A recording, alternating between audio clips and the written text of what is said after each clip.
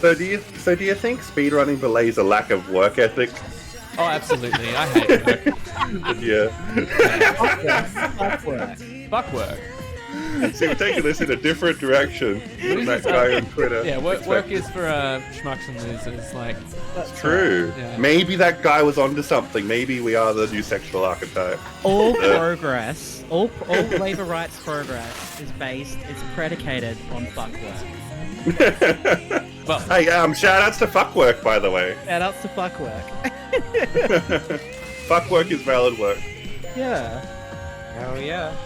Fuck work is work. Yeah. Sending solidarity to the sex workers out there too, by the way.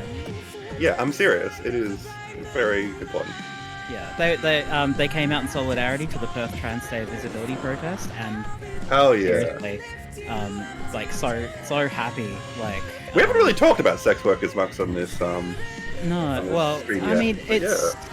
It can be complicated because obviously there's like a whole bunch of factors, not least, you know, like the good legal shit, but yeah, no, like one thing that was really like drilled in was like you know, trans people exist across the spectrum of work, and yeah, obviously you get like people like Caitlyn Jenner and Leah White and all that sort of trash, but also like, you know, like we were victims of the AIDS crisis. You know, we are sex workers. Like, I was looking actually at stats for an article I wrote recently, and hopefully I'm gonna get it published. If not, Ultras has happily offered to publish it for me. But I actually got some stats on trans employment, and it's actually kind of wild because like 50%, nearly 50%, like I think like 47% of trans people have higher education credentials. $10 chat. $10. $10? Okay. What? Yeah, so like we are very well educated. But also like a majority of us are like living on like government payments of some type or another. Yep. Sorry, that looks so funny in chat. It's like Celeste.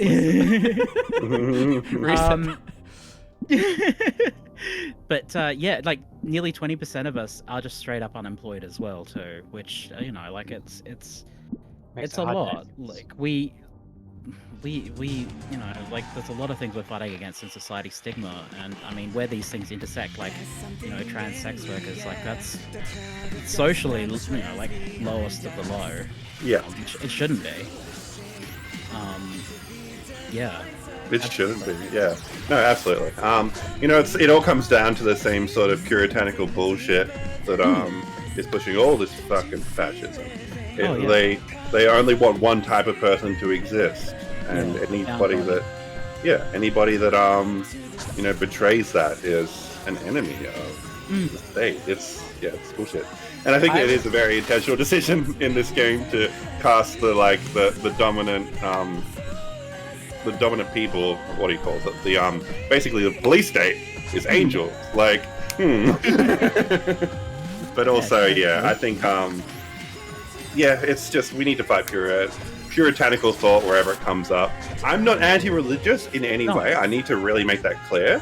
I am against you know, dogmatic principles that exclude people for no good reason. Like, and there are so many religions which don't do that. So many, even sects of Christianity, which are awesome. It's just the shitty ones that always end up pushing this kind of shit forward. Well, exclusion is excision. Like it is. Yeah. It is.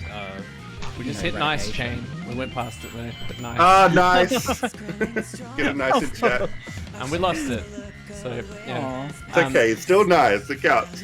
Just want to, while we've got a little second here, wanted to point out a little line of dialogue that happened just before this fight, which was they were talking about, you know, why Sam is at the front of the party in battles. And it's been revealed that Grace chose it to be that way so she could perv on her bum. Yeah. This game is amazing.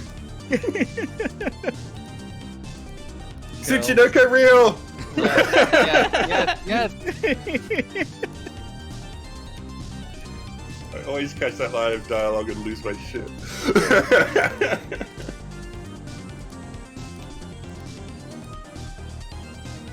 Oh gosh.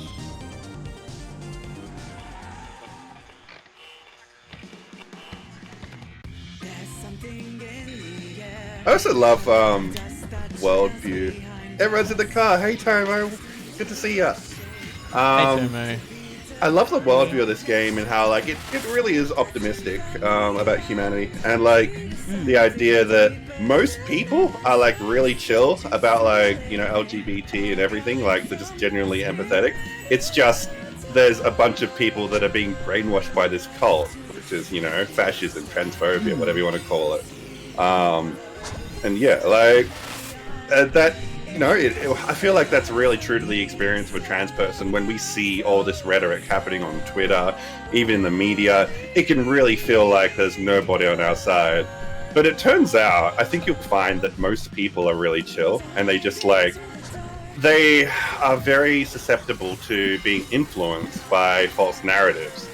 And if you can just like break someone out of their own limited experience and introduce them to a fucking trans person, though most of them will realize on their own that all those narratives are false.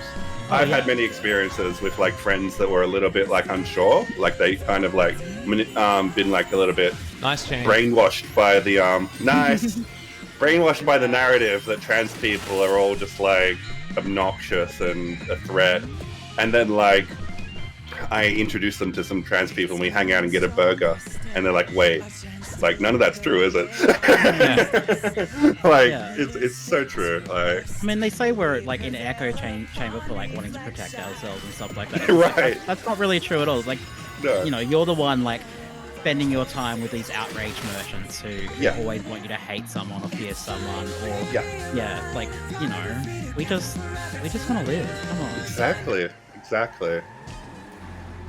Yeah, and you know, I really appreciate the optimism in this game, and I do believe in it. I do believe humanity is fundamentally, you know, we are a species that want to help each other. I think we are perfectly capable of empathy. It's just the fucking, what do you want to call it, the neoliberal machine, the empire building project that wants to erase us, and that's really all it is. And you got to realize that for what it is. It's not a facet of human nature to be hateful. It's actually the opposite.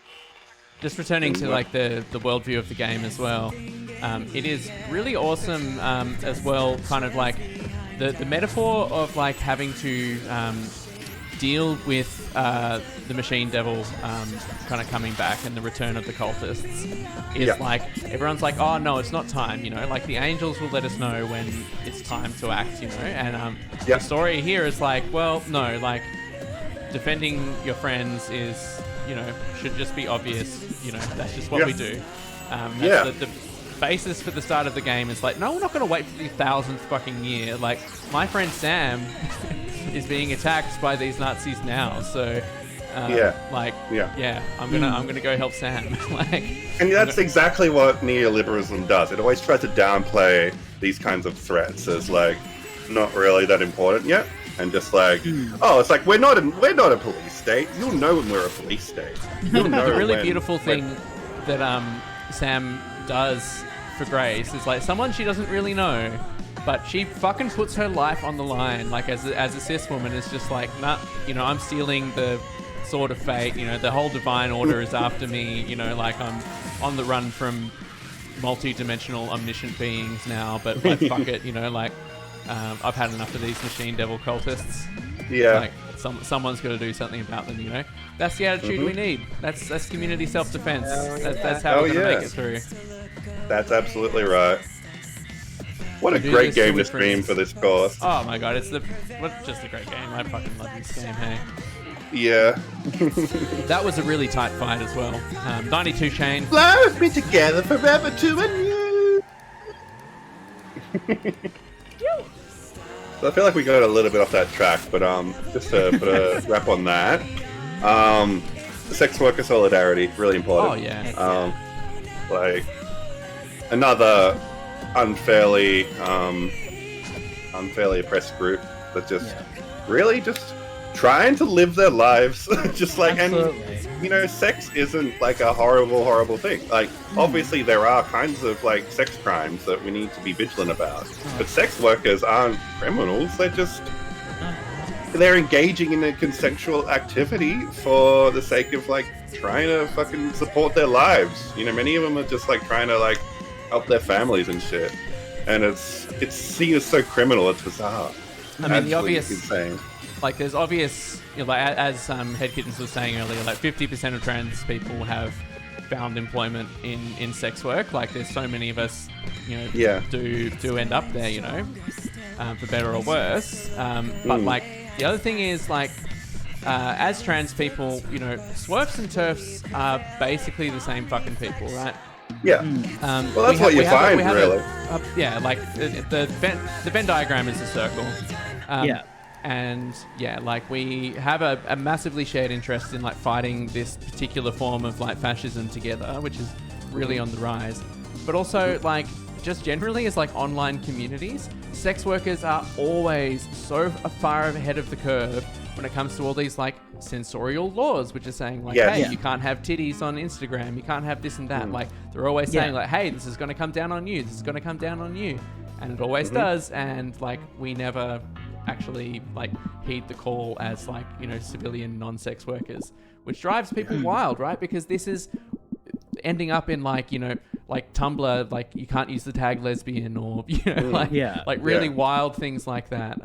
Which and on YouTube, like, you know, just even queer tags just being deprioritized, not getting algorithmic support, just getting buried. Yeah.